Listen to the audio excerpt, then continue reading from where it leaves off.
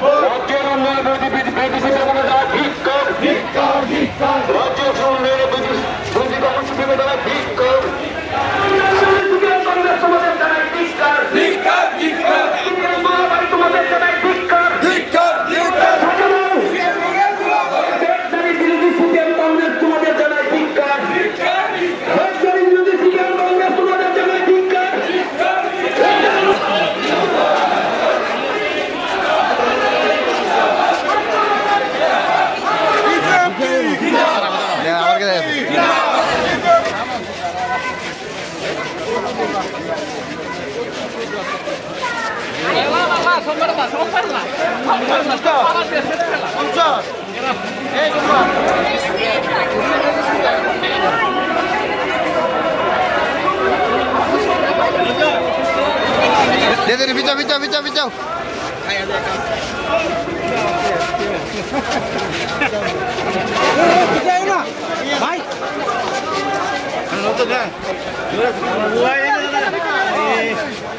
अरे तने पर सामने कैसे करे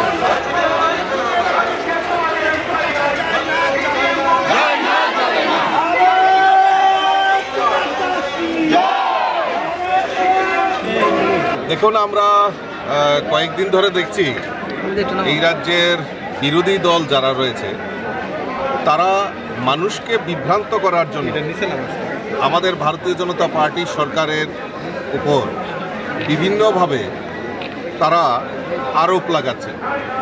তার বিরুদ্ধে প্রতিবাদ জানাতেই আমরা আজকে মাঠে নেমেছি। তার মূল কারণ হচ্ছে তাদের যে ডেপুটেশন বা তাদের যে নেতারা বক্তব্য রাখছে যে রাজ্যে খাদ্যের সংকট, খাদ্যের অভাব, বিভিন্ন জায়গায় মানুষের অনেক কিছুতে অসুবিধা হচ্ছে, পেট্রোল ডিজেলের কথা বলছেন। আমরা তাদেরকে আশ্বস্ত করতে চাই এই রাজ্যের বুকে ভারতীয় জনতা পার্টির নেতৃত্বে সরকার সবচেয়ে বড় যেটা প্রাধান্য সেটা হলো গরিব মেহনতি মানুষ থেকে শুরু করে শ্রমজীবী মানুষ, রাজ্যের সরকারি কর্মচারী প্রত্যেকের জন্য কিছু না কিছু পরিকল্পনার মাধ্যমে আমাদের এই রাজ্য সরকার, আমাদের রাজ্যের মাননীয় মুখ্যমন্ত্রীর নেতৃত্বে যে সরকার, এই সরকার মানুষের জন্য পরিষেবা দিয়ে আসছে। আজকে পেট্রোল ডিজেলের একটা সংকট এই রাজ্যে কখনো দেখা যায়নি। আপনারা জানেন যে প্রাকৃতিক দুর্যোগের ফলে আসামের কিছু জায়গায় যখন বর্ষার কারণে রাস্তা বন্ধ হয়েছিল, কিন্তু আমাদের এই রাজ্যে আমাদের জ্বালানি তেল থেকে শুরু করে কোনো কিছুর অভাব ছিল না। আমরা আমাদের সরকার রেশনিং ব্যবস্থা এবং তার যাতে দ্রুত সুরাহা হয় তার জন্য রাজ্য সরকার এবং কেন্দ্রীয় সরকারের সহায়তায় সেটা সম্ভব করা হয়েছে। আর আমরা দেখছি এই মিথ্যাচার করে এই রাজ্যের বিরোধীরা মানুষকে বিভ্রান্ত করার চেষ্টা করছে। তার জবাব দেওয়ার জন্যই আজকে আমরা তার বিরুদ্ধে ধিক্কার জানাচ্ছি।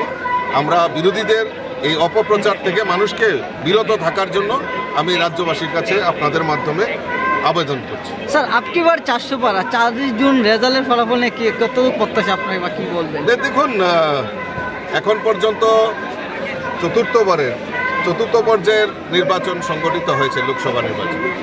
তার যে পরিসংখ্যান এই পরিসংখ্যান আমাদের কাছে এসছে এবং আমরা দৃঢ় চিত্তে বলতে পারি মোদিময় ছাড়া আর ভারতবর্ষে অন্য কোনো চিন্তা ভাবনাই করা যায় না।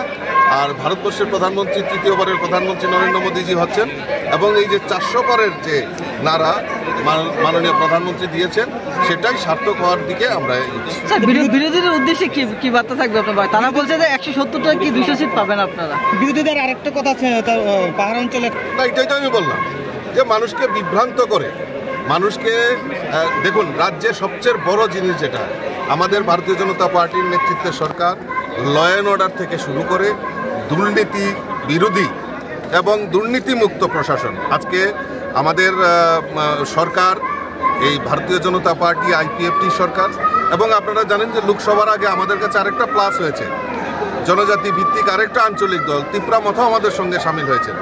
কাজেই জনজাতিরাও বিশ্বাস করেন যে এই ভারতবর্ষে এবং এই ত্রিপুরা রাজ্যে মোদিজি ছাড়া কোনো বিকল্প নেই, ভারতীয় জনতা পার্টি ছাড়া কোনো বিকল্প নেই। কাজেই ভারতীয় জনতা পার্টির নেতৃত্বে জনজাতি হোক, পাহাড়ি হোক, বাঙালি হোক, সমস্ত জায়গায় সমস্ত পরিষেবা পৌঁছে দেওয়ার কাজ আমাদের সরকার করছে। আপনারা জেনে খুশি হবেন যে আমরা আমাদের ভারতবর্ষের প্রধানমন্ত্রী নরেন্দ্র মোদীজি ধলাই জেলা, যেখানে আমাদের জনজাতি অংশের মানুষ সবচেয়ে বেশি বসবাস করে, তারা এই জেলাকে ইন্সপিরেশন ডিস্ট্রিক্ট ঘোষণা করে সেখানে আর্থিক প্যাকেজের ঘোষণা করেছেন।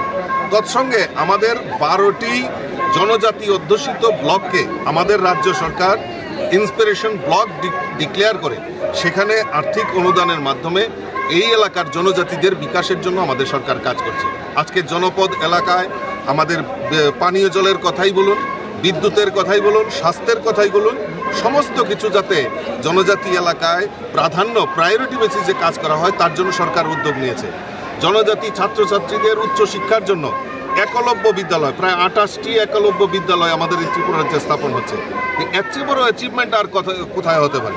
25 বছরে দেখেছি এই রাজ্যের বুকে জনজাতি দরদি আর জনজাতিদেরকে সবচেয়ে পিছনে ফেলে রেখে এই রাজ্যের কমিউনিস্ট হোক আর কংগ্রেসই হোক তাদেরকে ভোট ব্যাংক হিসেবে ব্যবহার করে তাদের যে সহজ সরল মানুষগুলিকে, জনজাতি অংশের মানুষগুলিকে তারা তাদের উন্নয়ন থেকে বঞ্চিত করেছে।